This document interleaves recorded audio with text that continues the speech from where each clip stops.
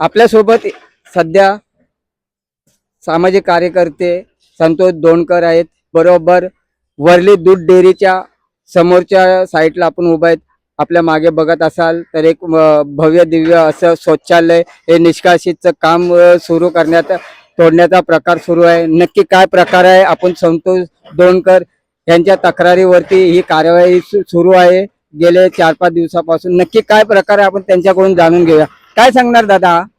सदर आपण बघू शकता की याच्या जे आपण मागे काम बघताय तिथे आता निष्कासित करण्याचं काम चालू झालेलं आहे. कारण ही जी बाउंड्री आहे त्याच्या तिथे जे काम दिसतंय तुम्हाला तोडताना, तिथे एक टॉयलेट बांधण्यात आलं होतं आणि ते टॉयलेट माननीय जी मुंबई माईल जी NGO आहे की ज्याचे डायरेक्टर अभिनंदन लोढा आहे आणि त्यांच्यातर्फे हे महापालिकेकडनं त्यांच्यातर्फे काम करणार होतं. महापालिकेकडनं परवानगी घेतली होती आणि जून 25 मध्ये त्यांनी परवानगी घेऊन हे काम चालू करणार होतं. आणि आपण बघू शकता इथेच एक टॉयलेट आहे जे जुन्या पूर्वीपासून महात्मा फुले नगर यांच्या झोपडपट्टीच्या सुविधांसाठी ते टॉयलेट बांधण्यात आलं होतं. जेव्हा आम्ही इथे आंदोलन केलं होतं तेव्हा ही भिंत नव्हती, झाडं नव्हती, आपण बघू शकता. आणि हा जो रोड गेलेला आहे अब्दुल गफ्फार रोड, हा महापालिकेच्या इस्टेट डिपार्टमेंटच्या रेकॉर्डवर आहे. तर समोरच माननीय लोढा साहेबांचं कन्स्ट्रक्शन चालू आहे आणि या कन्स्ट्रक्शनला कुठेतरी या गलिच्छ वस्तीच्या सुलभ शौचालयाचा काय त्रास होत असेल किंवा हा रोड इन्क्रोचमेंट होत असेल म्हणून त्यांनी CSR मध्ये परवानगी घेतली. महापालिकेच्या जी साऊथने परवानगी देताना त्यांना सांगितलं होतं की आपण हे काम करतायत तर सर्व नियम आणि अटीच्या अनुषंगाने राहून तुम्ही केलं पाहिजे. पण तसं न करता त्यांनी कुठल्याही CRGचं परमिशन घेतलं नाही. कारण हा जो टॉयलेट बांधलेला आहे तो कोस्टल रोडच्या आतमध्ये येतो आणि कोस्टल रोडच्या आतमधले जेवढं भूसंपादन झालेली जमीन आहे त्या जमिनीवर कुठलेही कन्स्ट्रक्शन करायला हायकोर्ट आणि सुप्रीम कोर्टाची परवानगी नाही आहे. म्हणून आम्ही त्या सगळ्या तक्रारी दिल्यानंतर इथे कुठल्याच प्रकारचं काम होऊ शकत नाही. आणि हे जेव्हा सगळं इन्क्रोचमेंट केलं, इस्टेट रोडची परवानगी घेतली नाही, याने ताबडतोब एका 15 दिवसात झाडं लावण्यात आली. त्यामुळे कुठेतरी कोणतरी मोठा व्यक्ती आहे, कोणीतरी मोठ्या पदावर आहे, मंत्रिपदावर आहे म्हणून महापालिका दबावाखाली आली आणि ती दबावाखाली येऊन लगेच परवानगी दिली. पण परवानगी देताना त्यांना सांगितलं होतं की या अटीचा नियम करायचं. पण जर त्यांनी परवानग्या आणल्या नव्हत्या मग महापालिकेच्या अधिकाऱ्यांनी डोळे झाकले होते का? जर महापालिकेच्या अधिकाऱ्यांनी डोळे झाकले असतील आणि एवढं मोठं काम होत असेल म्हणजे विचार करा मुंबईत अशा प्रकारची किती कामं होत असतील.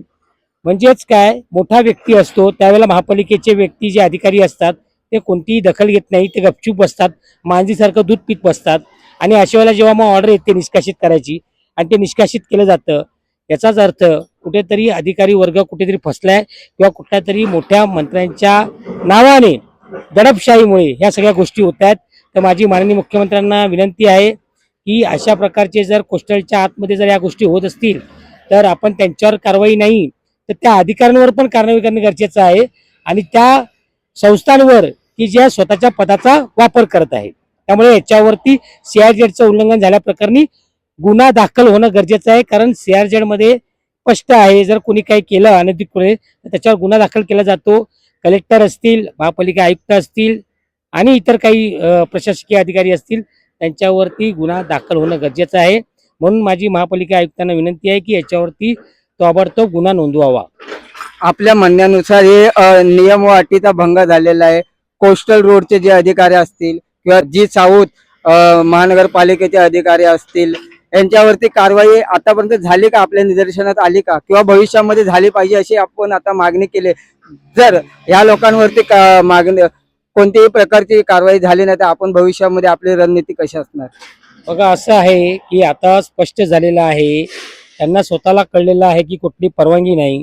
जर आम्ही तक्रारी केल्या नसत्या आणि आपल्याकडे लक्ष नसतं तर कुठच्याही गरिबांचा अर्ज तक्रार हे लोक महापालिका जुमानत नाही. महापालिकेचे अधिकारी अगदी बिंदास झालेले आहेत. परंतु आम्ही तक्रार केल्यानंतर, आम्ही फॉलोअप घेतल्यानंतर, CRZ म्हणून प्रत्येक आल्यानंतर त्यांना करणं भाग पडलं. कारण अधिकारी वर्ग हा प्रत्येक वेळेला दाबण्याचा प्रयत्न करत असतो.